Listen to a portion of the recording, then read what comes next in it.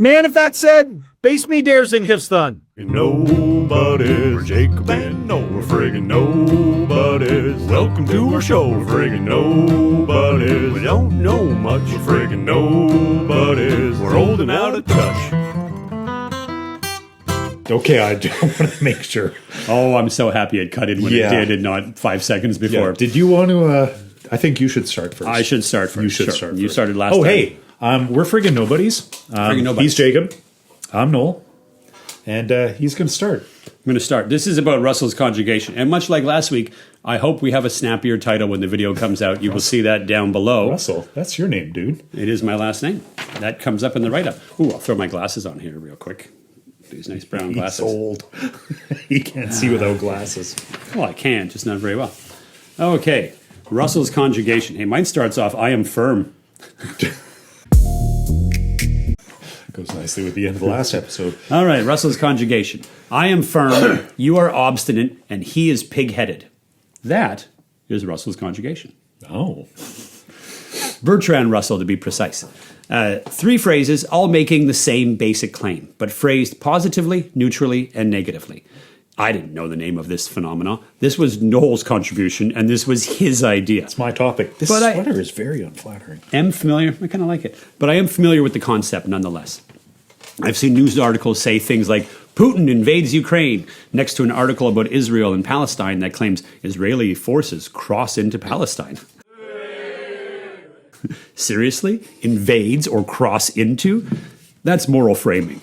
A Putin apologist who likes to chant things like, from the river to the sea.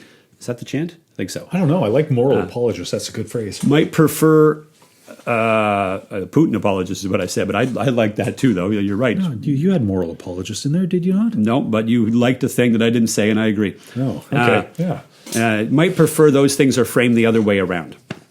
And I've often thought of this sort of thing as simply the editorial. That's what I thought of it before you told me about this. But I'm makes me think of Lebowski. But I'm more than happy to switch my that's true. But I'm more than happy to switch my terminology to Russell's Conjugation in my ongoing effort to sound more educated and enlightened. Hell, we share a last name after all. How we frame things changes how we see them.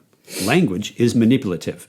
It nudges us in certain directions, and this becomes especially obvious when we discuss politics, which is often just a fight over which synonym we're allowed to use. Most of us are familiar with this phenomenon, although the majority probably believe their wording is the correct one, and that either legacy media or NPCs are the ones using the manipulative language. In reality, there's probably at least a bit of truth in most of the various articulations, or at the very least, we should consider that there might be. Yeah. Right? For years, I've actually tried doing the opposite. I'll frame my diplomatic tendencies at work as manipulation. Now, honestly, I'm just being a supervisor and trying to encourage my employees to get along and work together. But I see how using language skillfully, such as those skills may be, to steer people towards a specific result could easily cross a line. So I call it manipulation right up front, hoping that if I use the harsher word, I'll recognize sooner if I've taken things too far. We've talked about this before. Yeah, I'd use that with my daughter as well. This is like the opposite of the Russell Conjugation, right? It's the same concept, though. Alan Moore did something similar with his graphic novel Lost Girls, which I got a copy of right there. A very, very dirty story about Wendy from Peter Pan, Dorothy from Wizard of Oz, and Alice from Alice in Wonderland doing unspeakable things. Yeah, they were 3 little girls. They were up to no good.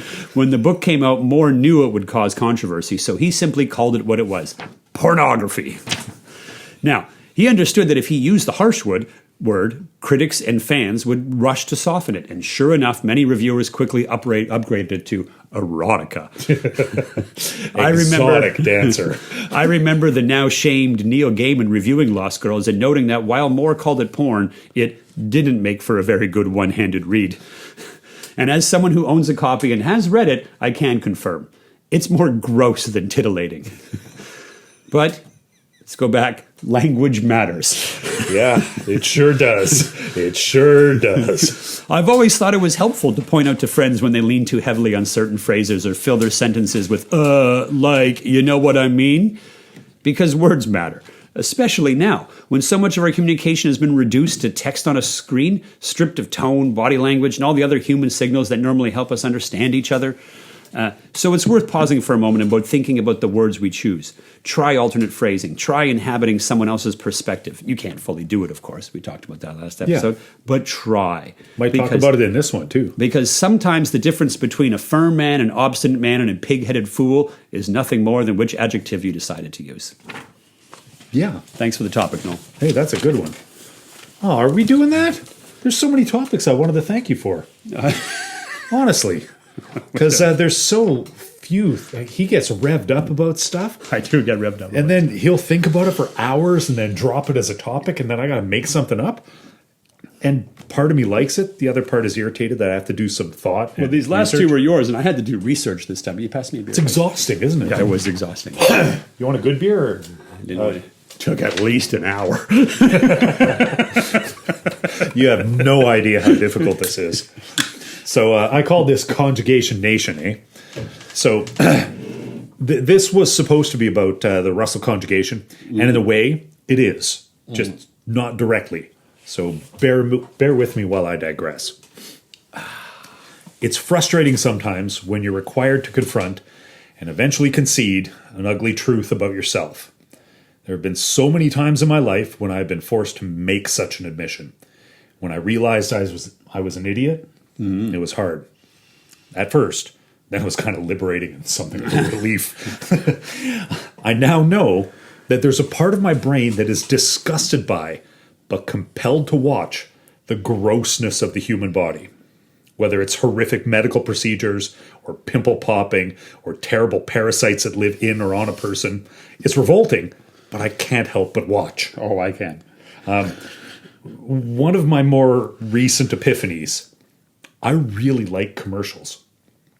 I thought I hated them, like everyone else, but it just isn't true. It's not true at all.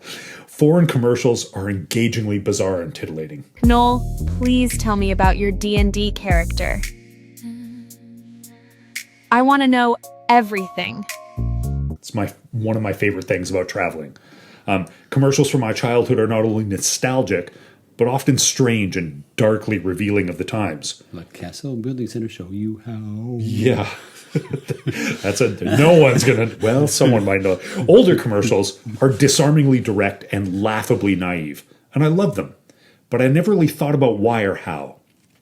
I picked this topic, the Russell conjugation, because it was supposed to be an opportunity to let everyone know that words are powerful tools that are being used by media-savvy folk. All I wrote about it. To tell you how to feel about events in the news. Not the details of the event, but how the events are described. Do the descriptors of events have a positive or negative connotation? Has the word war been swapped out for the word operation? Did someone get murdered, or was a body found? That sort of thing. Just like you said. Very great. Good work. The more I thought about it, the more I came to understand why this topic was so important for me.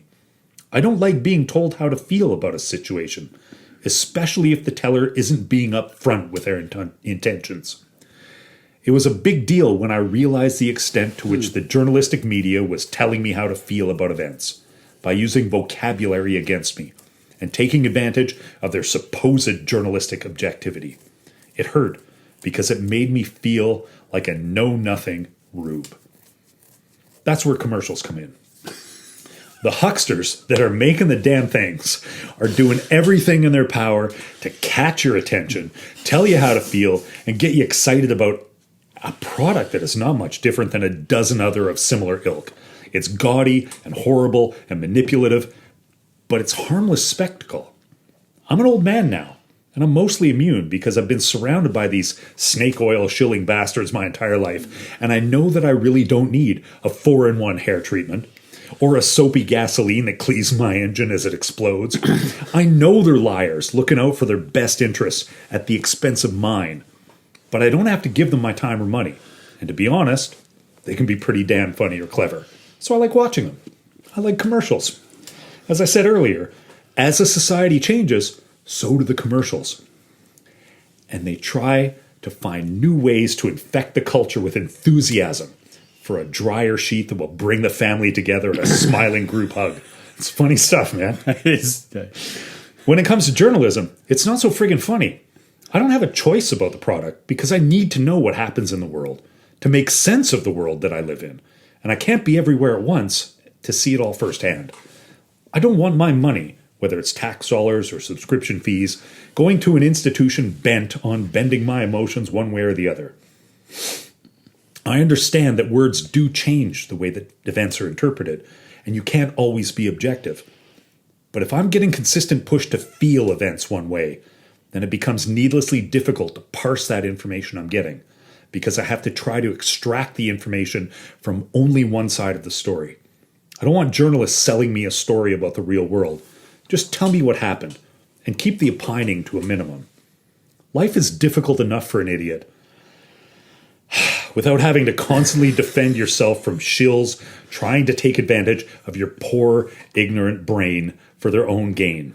Whether it's pimple cream or socialism, stop telling me how to feel about these things and give me a chance to figure it out myself. Nice. Yeah. But is it possible No, it's not. to use neutral language at all? No, it's not. Because as soon as you pick a topic, you're making a choice if you're going to go down that shitty hole. That's one of them. That's But- one of them. That is part of what I used to call the editorial, was Yes. just what they choose to write about. And you can also not pick a topic that's going to guide where my eyes go for a particular event. Mm-hmm. You can pick that topic, you have to, but you don't have to also push me in that direction. And I mean, look, advertisers are savvy and the journalists are savvy, as you say, but the public's becoming savvy too now. They're on to this game, and they have been for some time. The public has long, I mean, I remember Adbusters. You guys remember Adbusters in the 90s? You remember that? Yeah, they went out of business because I couldn't make any money, which is a big problem. Yeah, but I mean, they were making people aware of this. I almost said hip to this. They're making people aware of this back in the 90s, you know, and before that even, for sure, you could take a look at the zines and the Yes. alternative comics in the 70s, late Zine 60s. is short for magazine. They talked about this kind of thing as well. This is an old thing. And It is, And but- at this point now, with the internet around, I see tons of, like, my social media feed will be filled with people saying, like, criticizing what the journalists are saying, right? And saying, oh, they talk about this, but why don't they talk about that? Or why would they use this language? People are hyper aware of it. But the point I was getting to, and I'm being way too verbose about this, I apologize. It's okay, the beer's good. That's the problem I always have. The problem with this is that it's fine to notice it in journalism and advertising like we all do. I don't see as many people noticing it in themselves. There's that, yes. Like what I choose to look at. The reason I brought up commercials is because they're at least upfront about it. Why give your little girl a plastic baby when she doesn't even know where they come from? Start her off right. Start her off with Preggers. The practice plastic pregnancy belly for your little girl. Children all over the world love Preggers. Now with Kick. Hiya! And now introducing Care Pal, because it's never too early to care. Don't forget your medication, because it's coming sooner than you think. Preggers and Care Pal, now available in all finer stores. And I think our media, like the journalistic media, That was my old defense of Fox News. It wasn't really defense. It was more Yes. of, it was more of like, I'm sick of hearing all my friends bitch about it all the time. yeah, the commercials, And though, I'd just be like, look, you know what they are. What's your problem? they set the precedent for how to influence, get into the heads of, and get the attention of viewers. Mm-hmm. And I don't want our journalists doing that. I already struggled through this because I bought so many shitty toys as a kid because I didn't have any defense. So- I wasn't inoculated against the shitty huckster salesman. Right. Yeah, And- you aren't when you're younger. No, You learn that as time goes on. but the terrible thing is I don't want that from my news, as well as the I know, but they're advertisers. also selling a product. They definitely are. You know, you click on an article and it says, do you want to subscribe? Yeah, that's what I want to do. I want to subscribe to 80,000 newspapers every year just so I can read one I would article. like to subscribe to It's impossible. three newspapers. But which three do you pick? Yeah, I would like to pick one that tells me what's happening in my hometown. I would like to pick one that's happening in my country, and I'd like one to do world events because I have very You need at least 6 because you're going to need alternate views from all no, of you those do now. things. What I would like, Which is though, preposterous, I but know. you do. What I'd like, though, is those individual papers to not be pushing an agenda. Or I don't want to have to pick them because, hey, this is my view, and I want it to cater to my view. So I would like an aggressively centrist newspaper, one that just hates the left and the right. That's what I want. So I did a thing on my own channel about cancel culture. This is your own channel. And it was, this is our channel. Oh. And it was about the history of cancel culture. So it looked at like things they would do in medieval Europe or China or tribes in Africa, and all kinds of various places. China has a cancel culture? Yeah, back in the day. So like in Europe, for example, it was what do they call these, the stockades, whatever. The pillory, like yeah. this with the thing on you there. Yeah. And they would put them in the center of town, and people would throw stuff. and sometimes, if they agreed with the guy instead, there was one case where this guy wrote this book criticizing the government, and instead of going and throwing vegetables and fruit and hurting him, they actually agreed with him, and so they gathered around and sold copies of his book and threw flowers at him. It's pretty awesome. They could have just let him out. So after time, a lot of religious people complained about this. Like, you can't do this public shaming thing. It's gross. They had these reasons. Whatever. Reasons, right? I kind of agree with them. Yeah, I kind of agree with them too. Yeah. So it got pushed off to the side. But then we had, at that time, because at around that same time, journalism was coming up. So we couldn't keep people in check by putting them in the shame blockades or stockades, whatever more. Nice. You would keep them in check by using journalism, right? Yeah, you Now, slander them. over time, we lost faith in journalism. It got more manipulative, more money got involved, there was funding and advertising, and at this point, it's so corrupt, I don't even know how you... Now, there's going to be individual journalists who you can trust or maybe good, possibly. Yeah, until they need advertising revenue. But it's so You know hard what? to We should get some find these advertising people. revenue. We have advertising revenue. The people at No Rust Films are paying us. Yeah. Right? And we had the commercial for raisins from Rob Espierre Raisins last time. That was some big money. I forgot about that. The Gino knows. Yeah, Gino knows. Well, not last episode. I mean, to you guys, it might be 5 episodes ago. I don't know. Whatever. Some raisin people gave us imaginary money. So, like, that was supposed to be what journalism was going to do. It was going to report on these things to create transparency, to keep people in check. But it's become so corrupted, and I kind of feel like, and this is a little bit deep for some of the people in the show, maybe. Post Celine, the writer, not the singer, writing got way more emotive. And while you don't see his influence in the way you would someone like Orwell, because they agreed on a bunch of stuff, but they split in how they wrote. So this is just... I know. I'm going to get there in a second. It's very confusing because post-Celine is also pre-Celine, the singer. So Yes, it's a weird gray area. Writing became far more emotional and personal, and so you see that influence later on. And this is what I'm getting to with it. You see it with Hunter S. Thompson and gonzo journalism, right? Yeah, that was much later, though. It's later, but there's no doubt reading over that he must have read L.F. Celine. He must have. There's no way you write like that without that precedent. That's where that style kind of comes from. Or Celine was heavily into drugs and they just had a serendipitous... No, overlap. he was just insane and was maybe Trepened in World War I, but it could have been drugs. Well, Trepened it was drugs for Hunter S. Thompson. No, if he were Trepened, it should have fixed him. My mind was open to a whole new world. Ask your doctor. That's what But that journalism was for. started changing, and it got more personal, and people were fighting for their Pulitzer and trying to show off who they were specifically. No longer was it about serving the public. Who was the dude? It was about promoting your personal voice. The Rosebud guy. Oh, God damn it. Yeah, I know the movie. It's the Orson Welles Citizen Kane. It's Citizen Kane. But I can't remember the industrialist's name. The Somebody out there will know.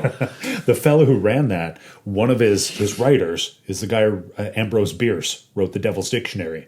He was a writer for that guy, and he was well aware of it even then. Because, as far as I can tell, journalism and the media that runs journalism... Yeah, it predates it as well. Celine was just responding to something and concretizing a thing that was happening. To the advertisers because the advertisers were what allowed them to get enough money to operate. Oh, yeah, and Hollywood in those days would frequently... the journalists would bury scandals for them. Yes. Whereas today they're like, hey, let's get some money No, off no, this they scandal. still bury them. But Now that's a job of the federal government. They'll do that for you. They also love to expose them for the sake of getting lots of press. Like there's some really gross tabloids that's all they do. Impossible. And it's weird. This is why I go back to World Weekly News. Because unless you're telling me his story about how there's a baby on the Titanic that's still alive, or I married Bigfoot, or Breaking news. Billionaire Bill Short apparently lied about his underwater excursion. Where you going, eh? This was a scientific endeavor, not some secret underwater party. He will be remembered. Full story at 11. God, or they found an alien skull that not only talks but sings? or giant dead cat found in room with 100 old ladies.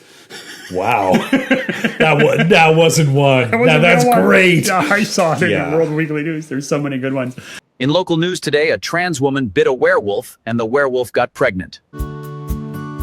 More at 11. Unless it's that, I have no reason to, not that I trust World Weekly News, but I at least trust that they're doing what they're doing, and I know what that is. Yeah, that's the issue that I have with commercials. I'm continually trying to read between the lines with commercials goddamn are trying to everything sell else. me something I don't need for their profit, and it's going to cost me my profit. The newspapers, I have to pay for them. Isn't it sad that I have that to pay- gross manipulative honesty is preferable to you? Yeah, Because at least you can see it. that's why I like the pimple popping and the gross surgery. It's horrific. I can't help but look away. I would rather watch commercials. least than you the- understand. Yeah, I know what it is. They're being honest with me. I know what they're doing. They know what they're doing. Yeah. Yeah, Fair enough. Fair enough. It would be, I haven't been to one, but it would be like a prostitute telling me that I'm a handsome dude. And nobody's ever made her feel like I could. It's an absolute lie. Prostitute never told you that before? I've never been to one. No, yeah, neither have I. Yeah. Is that what they do when you pay them? In the movies.